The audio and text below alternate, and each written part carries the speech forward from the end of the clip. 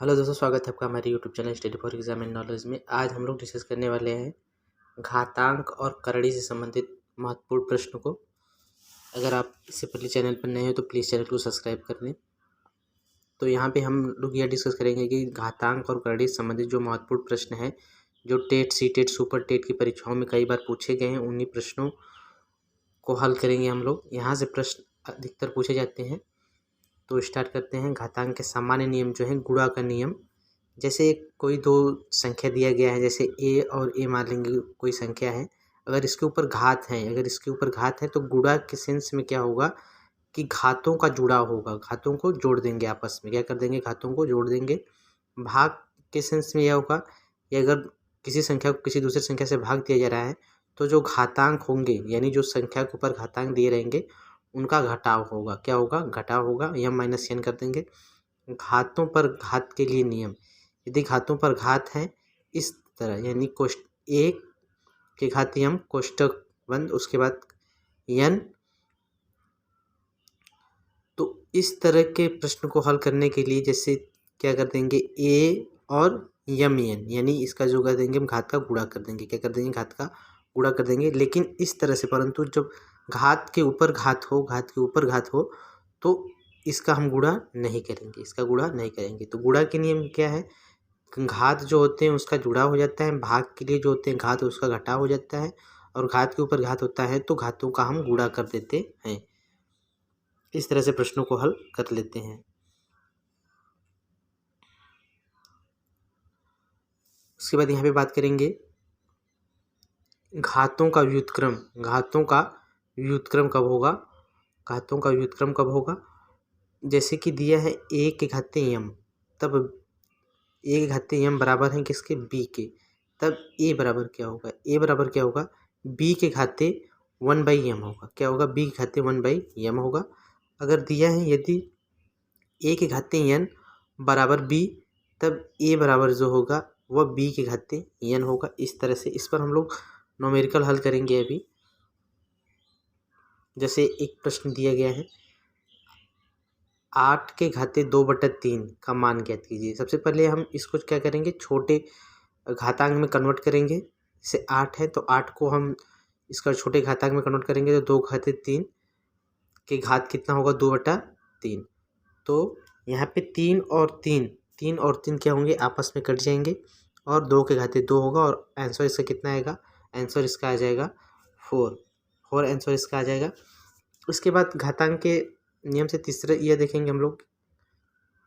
यहाँ से प्रश्न अधिकतर पूछे जाते हैं, सर्वप्रथम घात को बराबर करने के लिए घातों का मौसा ज्ञात करें। घातांक वाले संख्याओं की तुलना किस तरह से की जाए? संख्याओं की तुलना करने के लिए सर्वप्रथम घात को बराबर करने के लिए घातों का हम मौसा ज्ञात करते हैं। उसके बाद मौसा ज्ञात करने के बाद प्रत्येक आधार की मुख्य घात बनाते हैं। अब मौसा को ही प्रत्येक आधार का मुख्य घात बनाते हैं। उसके बाद सरलतम पद में व्यक्त करके संख्याओं की तुलना कर लेते हैं। जैसे यहाँ पे दिया गया है 3 के घाते 50, 4 के घाते 40, 5 के घाते 50 और 6 के घाते 20 में सबसे बड़ी संख्या कौन सी है? इसको जानने के लिए सबसे पहले हम क्या करेंगे, सर्वप्रथम यहाँ पे दिया गया है घात को बराबर करने के लिए घातों का हम मौसा ज्ञात करते हैं। तो 40, 50, 20, यानी 50, 40, 30, 20 का हम मौसा ज्ञात कर लेंगे। अब मौसा को प्रत्येक आधार के मुख्य घात से घात बनाएंगे। जैसे कि दिया गया है, सबसे पहले 30, 40, 50 और 20 का मौसा जो होगा यह होगा 10 होगा। तो उसके बाद घात 10 जो हमारा मौसा आ गया। अब उसके बाद क्या करेंगे, अब मौसा को प्रत्येक आधार के मुख्य घात बनाएंगे। तो 3 के घाते 50, 3 के घाते 5 के घाते 10, तो यह कितने घात हो जाएगा? 3 × 50, यानी 3 घाते 50 हो जाएगा। उसी तरह से 4 के घाते 4 × 10 मुख्य घात बनाने के लिए 5 के घाते 3 × 10 यानी 30 हो जाएगा। यह 6 के घाते 2 × 10। इसके बाद इसको कैलकुलेट कर लेंगे। कैलकुलेट करने के बाद 3 तरीके 9, यानी 5 बार गुणा करेंगे तो 243 आएगा। 4 बार गुणा करेंगे तो 256 आएगा। 5 का 3 बार गुणा करेंगे तो 125 आएगा। और 6 का 2 बार गुणा करेंगे तो 36 आएगा। इसके बाद इसमें हम संख्या देख लेंगे, जो संख्या सबसे बड़ी होगी वही संख्या सबसे बड़ी कहलाएगी। जैसे 256 यहाँ पे दिया गया है, 256 की घाते 10 यह सबसे बड़ी संख्या है, तो यह सबसे बड़ी संख्या कहलाएगी। इस तरह से हम बड़ी संख्या को अलग कर लेंगे। और यहाँ पे सबसे छोटी संख्या कौन सी है, तो 36 की घाते 10 सबसे छोटी संख्या होगी। इस तरह से हम बड़ी संख्या और छोटी संख्या को ज्ञात कर लेते हैं। सबसे पहले क्या करेंगे, घातों का मशक ज्ञात करेंगे, फिर मशक को प्रत्येक आधार के मुख्य घात बनाएंगे, और सरलतम पद में व्यक्त करने के बाद संख्याओं की तुलना कर लेंगे। इस तरह से बड़ी संख्या और छोटी संख्या को अलग कर सकते हैं। टाइप 4 एक प्रश्न है, यदि 5 की घाते 2x - 1 ऋण 315 बराबर 0 है तो x का मान ज्ञात करना है। यहाँ पे क्या करना है, x का मान ज्ञात करना है। दिया गया है 5 के घाते 2x बराबर है किसके, बराबर 3125 के। कितने के बराबर है, 3125 के। क्योंकि अगर हम 3125 का घात करें, 3125 का घात करें 5, यहाँ पर बराबर का चिन्ह होना चाहिए, जो कि बाई मिस्टेक माइनस का चिन्ह रख दिया गया है। तो यहाँ पे 5 के घाते 2x, 5 के घाते 2x - 1 बराबर कितने हैं, 3125 के। इसको घात में कन्वर्ट कर लेंगे 3125 के, तो 5 के घाते 5 आएगा, 5 के घाते कितना आएगा, 5 आएगा। तो 2x - 1 बराबर किसके हैं, 5 के बराबर है। किसके बराबर है, 5 के बराबर है। तो 2x बराबर हो जाएगा -1 उधर है तो इस तरफ जाएगा तो +1 हो जाएगा, जुड़ जाएगा 5 से 6 हो जाएगा। 2x बराबर क्या हो जाएगा, 6 हो जाएगा। और x बराबर क्या हो जाएगा, 3। x बराबर क्या हो जाएगा, 3 हो जाएगा। तो x का मान क्या निकल कर आया, 3 निकल कर आया। x का मान क्या है, 3 निकल कर आ गया। इसके बाद इसी तरह से दूसरा प्रश्न है, 8 के घाते x + 1 बराबर 64। तो 3 के घाते 2x + 1 का मान ज्ञात करना है। यहाँ से हम लोग x का मान निकाल लेंगे। इसको पहले घात में कन्वर्ट करेंगे 8 को, 2 दूनी 4 दूनी 8, यानी 2 के घाते x + 1 बराबर 64 को भी छोटे घात के रूप में कन्वर्ट कर लेंगे, तो 2 घाते 6 होगा। यहाँ पे 2 के घाते 3x + 3 हो जाएगा, बराबर हो जाएगा 2 के घाते 6। 2 के घाते क्या हो जाएगा, 6 हो जाएगा। 3x + 3 बराबर है किसके, 6 के बराबर है। यहाँ पे दिया गया है 3x + 3, यानी ये जो 3x + 3 है किसके बराबर है, 6 के बराबर है। क्योंकि दोनों का घात क्या है, समान है, बराबर है किसके, 6 के। तो 3x बराबर यह जो 3 है इस तरफ चला जाएगा तो घटाव हो जाएगा, 3x बराबर 3, तो x बराबर क्या हो जाएगा, 1 आ जाएगा। तो x का मान यहाँ पे हम इसको रख लेंगे, इस x का मान क्या कर लेंगे, रख लेंगे। और रखने के बाद जो हमारा उत्तर प्राप्त होगा वो क्या होगा, 27 होगा उत्तर प्राप्त इसका। इसके बाद करड़ी से संबंधित कुछ महत्वपूर्ण प्रश्न देखेंगे।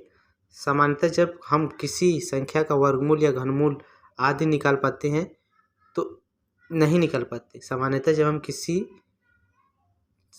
किसी संख्या के वर्गमूल घनमूल आदि नहीं निकाल पाते तो इसे हम करड़ी की संख्या देते हैं। तो इसे हम क्या देते हैं, करड़ी की संख्या देते हैं। जैसे करड़ी में 4 बराबर क्या है, 2।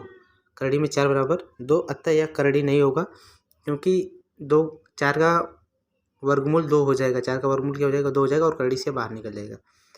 करड़ी अनिवार्यतः दशमलव संख्या होती है, अतः यह करड़ी क्या है, एक अपरिमेय संख्या है। जैसे करड़ी में 3 है, करड़ी में 3 इसको अगर बाहर करेंगे तो 1.732 आएगा, जो कि 1 दशमलव में आ रहा है, तो यह क्या कहलाएगा, करड़ी। ये करड़ी का उदाहरण है।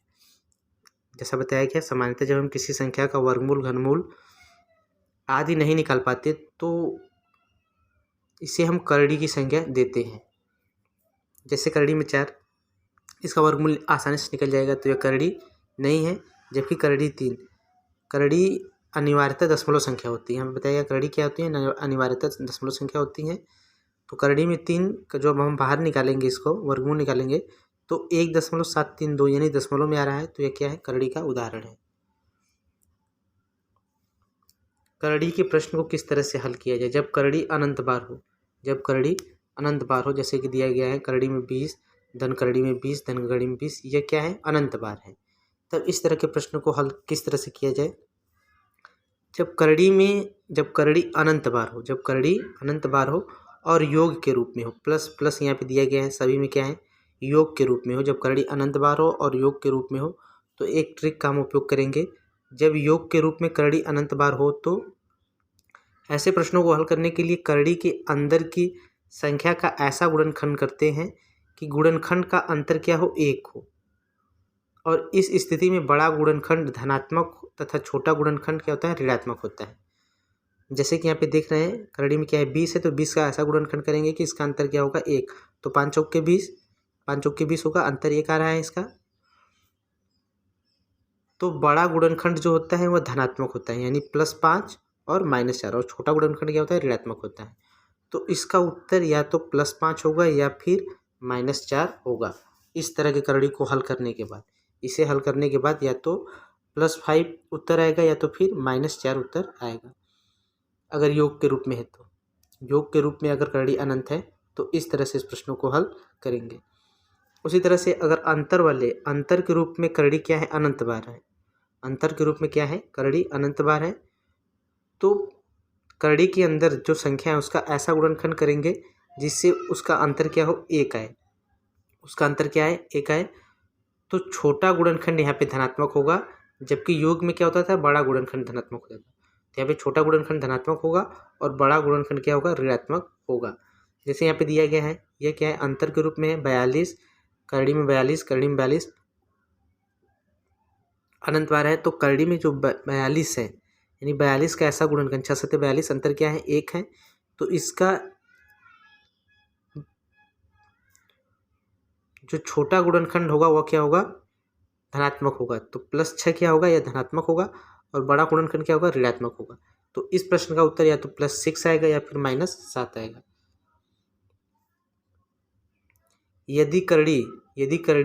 यदि गुणा के रूप में करड़ी अनंत बार हो तो प्रश्नों का उत्तर वही संख्या होती है जो करड़ी के अंदर होता है, करड़ी के अंदर जो संख्या होती है, यानी करड़ी के अंदर एक सेम संख्या है और करड़ी गुणा के रूप में है और अनंत बार है, तो इसका उत्तर करड़ी के अंदर ही उपस्थित संख्या होगा, या तो इसका उत्तर क्या होगा, 5 होगा। क्या होगा, 5 होगा। जैसे ये करड़ी में दिया गया प्रश्न है, इसको किस तरह से सॉल्व करें। यह न तो अनंत बार, जब करड़ी अनंत बार न हो तो इसको किस तरह से हम सॉल्व करेंगे। जैसे 144 है तो सबसे पहले 144 किसका वर्गमूल है, 12 का। फिर 12 को हम 52 से जोड़ देंगे, 12 को 52 से जोड़ देंगे तो 64 आएगा। 64 का वर्गमूल कितना होता है, 8 होता है। 8 को फिर हम 58 से जोड़ देंगे तो 256 आएगा। 256 किसका वर्गमूल है, 16 का। तो इस तरह से यह प्रश्न हल हो जाएगा। इसके बाद ये देखेंगे, यदि करड़ी में ए इस तरह से हो, करड़ी n बार हो, करड़ी क्या हो, n बार हो, लेकिन संख्या सेम हो और करड़ी n बार हो, तो इसको हल करने के लिए एक फार्मूला है, r बराबर यहाँ पे हो जाएगा x, यानी करड़ी की संख्या के घाते 1 ऋण 1/2n, जितनी बार संख्या है 2 के घाते n मतलब जितनी बार क्या है, संख्या है। जैसे यहाँ पे दिया गया है 1 2 3 4 5 बार यहाँ संख्या दिया गया है और संख्या सेम है, तो यह फार्मूला क्या होगा, अप्लाई होगा। तो r बराबर क्या होगा, n बराबर 5 है, तो r बराबर संख्या जो है यानी x के घाते 1, यानी संख्या 2 है, 2 के घाते क्या होगा 1, और 1 माइनस 1 के घाते 2n, 2n मतलब 5, यानी 2n 5 यानी 32 हो जाएगा। 32 को जब हम घटाव करेंगे 1 से तो हमारा 31/32 आएगा। क्या आएगा, 31/32, और 2 के घाते 31/32, यह हमारा उत्तर आएगा। तो इस तरह से इस प्रश्न को हम हल कर लेंगे। बड़ी या छोटी करड़ी ज्ञात करना, सर्वप्रथम करड़ियों को घटाएं। सर्वप्रथम क्या करेंगे, करड़ियों को घटाएंगे। अब भिन्नात्मक घात को सरल घात में बदलेंगे। भिन्नात्मक घात को क्या करेंगे, सरल घात में बदलेंगे। सबसे पहले करड़ियों को हटाएंगे, बड़ी या छोटी करड़ी ज्ञात करने के लिए हम क्या करेंगे, सबसे पहले करड़ी को हटाएंगे, भिन्नात्मक घात को सरल घात में बदलेंगे। सरल घात में बदलने के लिए घातों को हर का लस ज्ञात करके घातों के लस से क्या करेंगे, गुणा कर देंगे। अब सरल करने के बाद बड़ी या छोटी करड़ी ज्ञात कर लेंगे। सर्वप्रथम करड़ी को हटाएंगे, अब भिन्नात्मक घात को सरल घात में बदल देंगे। सरल घात में बदलने के लिए घातों के हर का लस ज्ञात करके सभी के घातों में लस से गुणा कर देंगे। जैसा दिया गया है यहाँ पे एक प्रश्न है, करड़ी में दो, 6 करड़ी में 3, 3 करड़ी में 3 √4, 4 करड़ी में 5 में बड़ी संख्या कौन सी है। तो सबसे पहले यहाँ बताया गया है करड़ी को क्या करेंगे, हटाएंगे। तो करड़ी को करड़ी में 2 जब इसको हटाएंगे तो यह आ जाएगा 2 के घात 1/2। 3 को करड़ी में हटाएंगे तो आ जाएगा, यानी 6 है, 6 करड़ी में 3 है तो 1/6 आ जाएगा। करड़ी में 4 है तो 4 के घाते 1/3, 5 है तो 5 के घाते 1/4। इस तरह से प्रश्न को हम सबसे पहले करड़ी को हटा लेंगे। उसके बाद हर जो है यानी 2, 6, 3, 4, 2, 6, 3, 4 का हम लोग लसा लेंगे, यानी घातों के हर का लसा लेंगे तो 12 आ जाएगा। फिर इसको हम गुणा कर देंगे, क्या कर देंगे, घातों से गुणा कर देंगे। गुणा कर देने के बाद देखेंगे 2 6 12 हो जाएगा, 6 दूनी 12, 3 चौके 12 और 4 3 12। यह क्या क्या कर देंगे, इसके घात को हम लोग लगा देंगे। फिर उसके बाद घातों को हम सरल कर देंगे। सरल करने के बाद जो बड़ी संख्या होगी वह बड़ी भिन्न होगी, बड़ी करड़ी होगी, और जो छोटी संख्या होगी वह छोटी करड़ी होगी। तो यहाँ पे सबसे बड़ी क्या है, 256। 256 यानी जो है करड़ी में 6 करड़ी में 3, 6 करड़ी में 3 सबसे बड़ी संख्या है, और 9 सबसे, सॉरी दोस्तों, यहाँ पे जो है 3 करड़ी में 4, 3 करड़ी में 4 सबसे बड़ी संख्या है, और 6 करड़ी में 3 सबसे छोटी संख्या यहाँ पे होगी हल करने के बाद। उसी तरह से 1/2 के घाते 1/2 व 1/3 के घाते में बड़ी संख्या ज्ञात करना है। तो घातों में क्या करेंगे, हम लोग घातों के हर का लसा ले लेंगे, यानी 2 और 3 का लसा लेंगे तो क्या आ जाएगा, 6 आ जाएगा।